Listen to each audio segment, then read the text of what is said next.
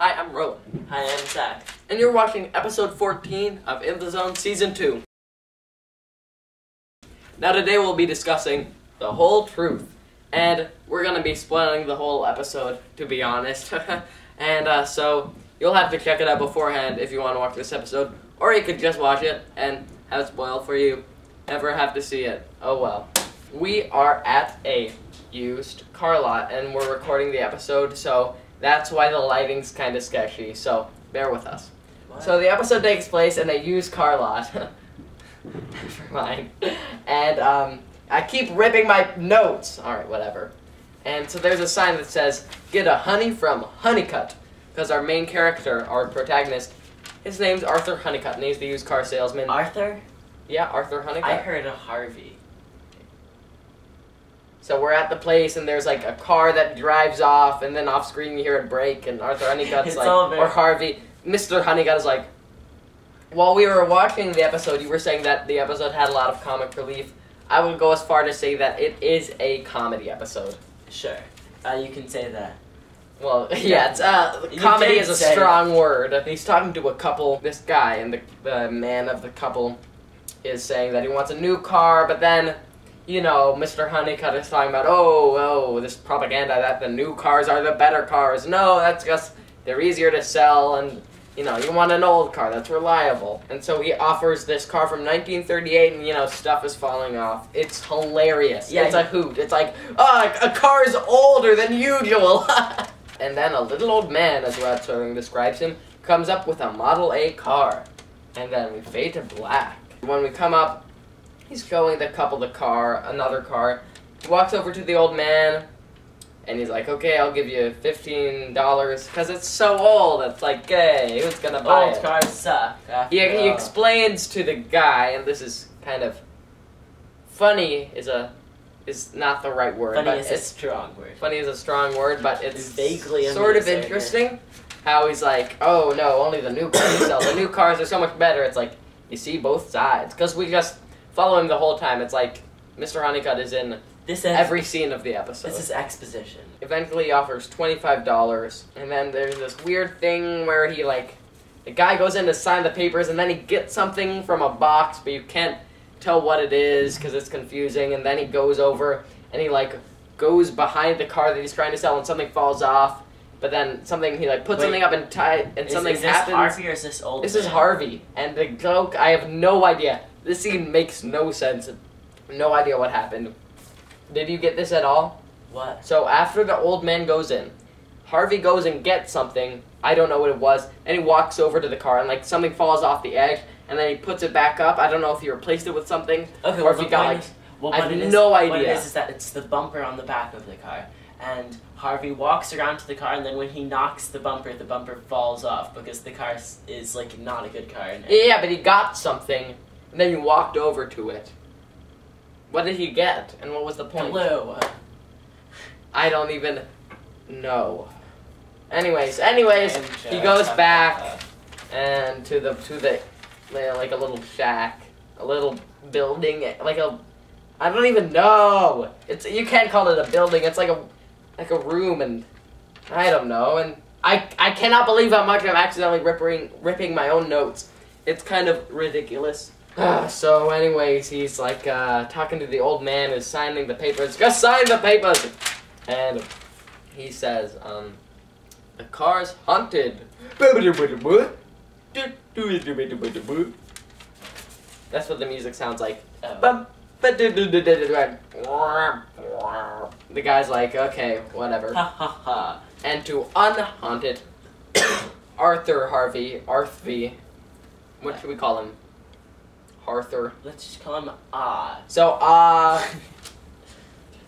it's gonna start sounding very southern. So sells the car. So I was thinking that let's just go Honeycutt. Wait a minute. No, I'm not. I'm going to stretch this joke past its full potential, Zach. So then, anyways, he goes back to talk to the couple, and they're asking how much the car is, and says that it's not for sale, and he's like shocked that he says that. It's, you know, I mean, what are you gonna do? He's like, and the couple's like, but you were just... And he says, oh, well, nothing's for sale. What? This whole lot everything's bad. What? You should go to somewhere else. Well, you get stuff for your money. You pay for your buck. I feel like this had the I don't know, a most unusual camera issue, where what it did was it took like the plot point and it made it so screamingly obvious, and it restated it like 12 times. So the couple leaves confused, and then is puzzled. Looks in the haunted car like, yeah, well.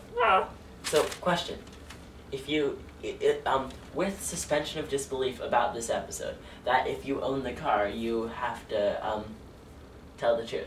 So what happens if you destroy it? Spoiler. If you destroy it, I don't even know. What happens if you sell it for parts? What would happen then? What? What would happen if you took it apart and you sold the parts? What? Well, then in that case, everyone who buys the part has to tell like a no. Then it's like no. Then it's like they can still leave stuff out, but the stuff they say has to be true. Like there's stuff like that. We're introduced to this new guy, Irv, who's like the only other employee at this whole used car. He has very big glasses. All right, so I'm seriously not gonna do the joke where I say anymore. Good. I'm just gonna say Honeycut. Thank you. So I'm seriously not gonna do the joke where I say anymore. I'm just gonna say Honeycut.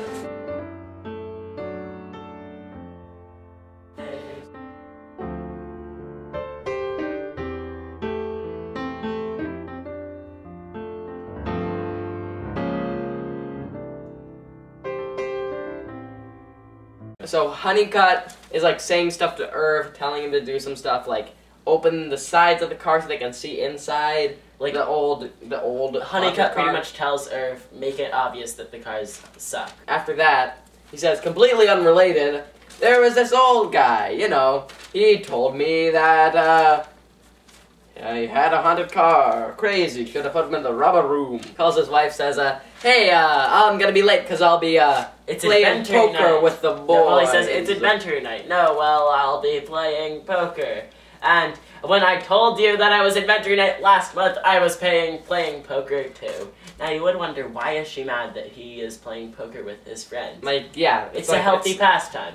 Yeah, it's like not like I will be seeing my mistress. That would have been more interesting. That would have been like. Because then it's like, okay, I get it. She was a little bit too mad for. She was like, what? Here's my theory. There's this woman, Helen, gets married to this guy. She becomes Helen Honeycut, but she's so outraged whenever he tries to do something that she disagrees with, or like feels happy in any way. So she's so mad that he's playing poker with the boys that she divorces him, marries Henry Bemis, who because she figures that like a librarian book nerd will never play cards with his friends. Right. She figures that he is so meek that he will obey her commands, but he wants to read all the time, so she rips his book. Correct me if I'm wrong, but my notes say that Irv realizes that the car makes you tell the truth. Is that right, or was it Honeycut? Well, I called him Herb for a while. Either way, eventually, in some way, Honeycut realizes it, and he goes outside and he says, whew, the car is haunted because I have to tell the truth. Also, so why aren't you like, Irv, hey, this car makes me tell the truth, go sell it to some unsuspecting person.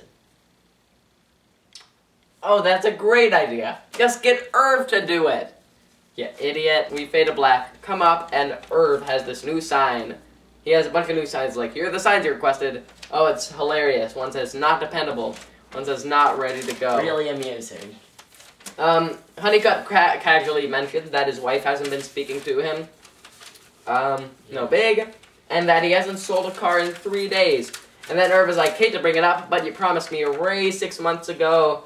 And Honeycut admits that Y'all never get a raise. I only keep them here until they figure it out. He dangles the raises over his employees' head until they wise up. And then, well, Irv goes, this is gonna hurt you more than it right, because here's what happened. Because Honeycutt went, that hurt me more than it hurts you. And Irv goes, no, this is gonna hurt you more than it hurts me. So and then he goes, like, a picture of his like weak. Well, here's the thing. He takes such a long time. He goes, gonna hurt me. Obviously, he's about to beat him up, and then he stands right in front of him. He goes, and then I feel like, of course, Honeycutt can't get out of the way. His fist isn't really clenched. I think it's like a very like. Anyways, it's like the stupidest looking punch it almost looks ever. Like he's trying to throw a pizza that he's holding. It's the one funny thing from the whole episode. I just can't stop thinking about how obvious it is that he's gonna punch him, and then Honeycutt just stands there.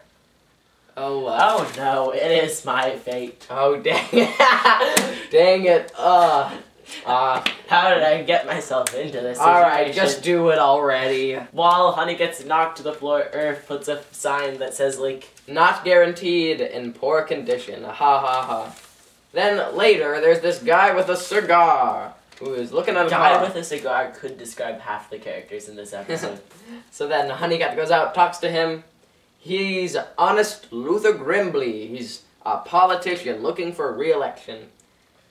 And so his angle is that he wants the car to be bad so that he shows the people that he's not making money off of his politics. He's just doing it to help. It's not a bad strategy. No, it's not dumb, but it's a little complicated and maybe a bit unlikely. Honeycutt is talking about how bad the car is, and then this is weird. Luther is like, you're doing reverse psychology on me. You're playing a trick on me. But he's like, falling for it, even though he knows it's happening or perceives it to be happening. What phrase does he use? Like, you cat or something. You clever man.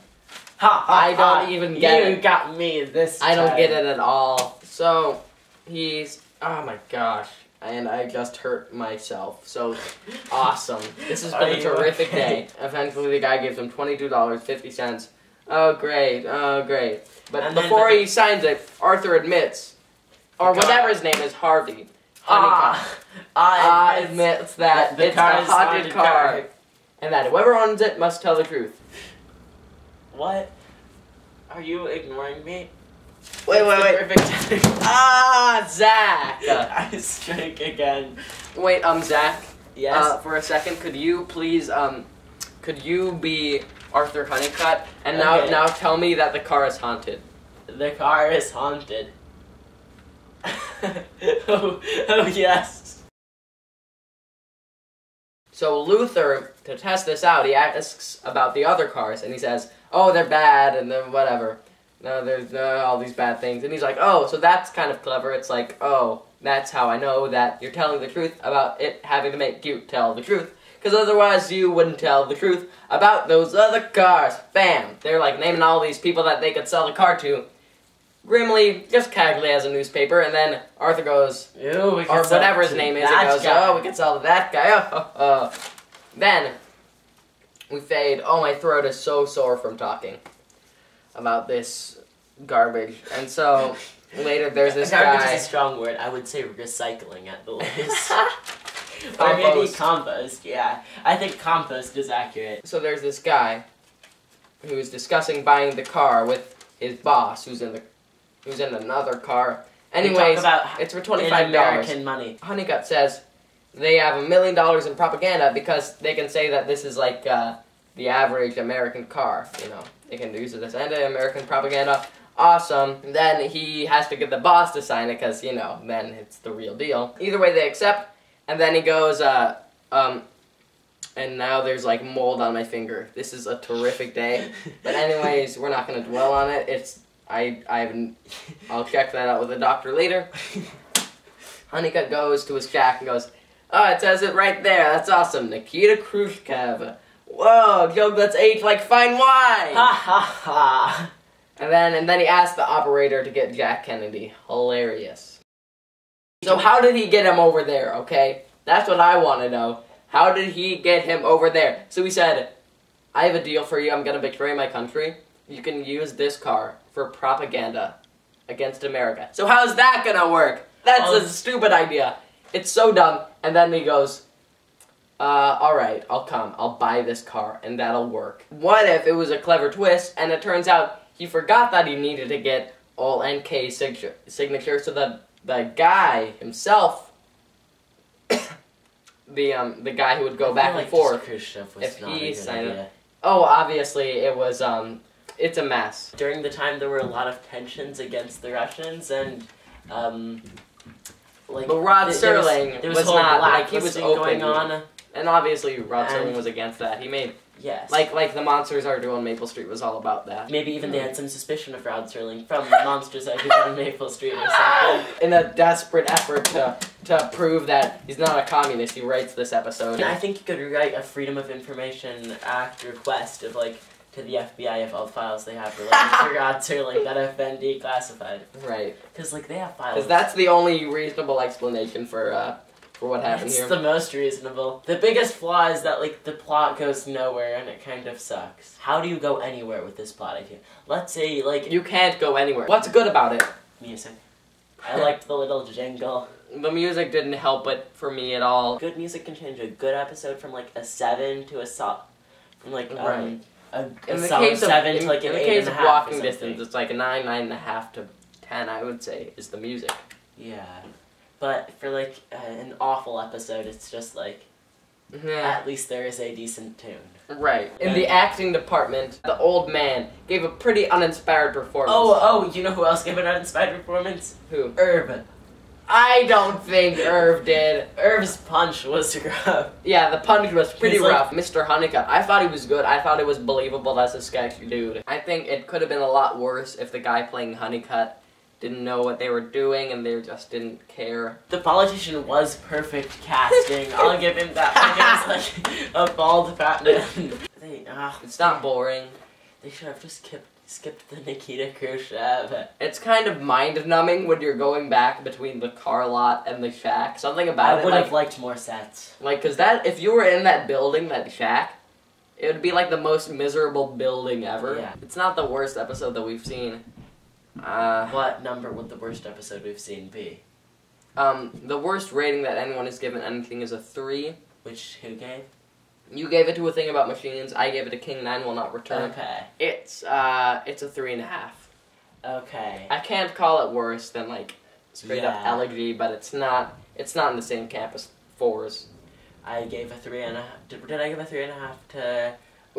Third from the Sun. Yeah, I think that was what I was thinking. I gave a 3.5 to Third from the Sun, and I stand by that rating. And I think that this is Third from the Sun quality. Nice. 3.5.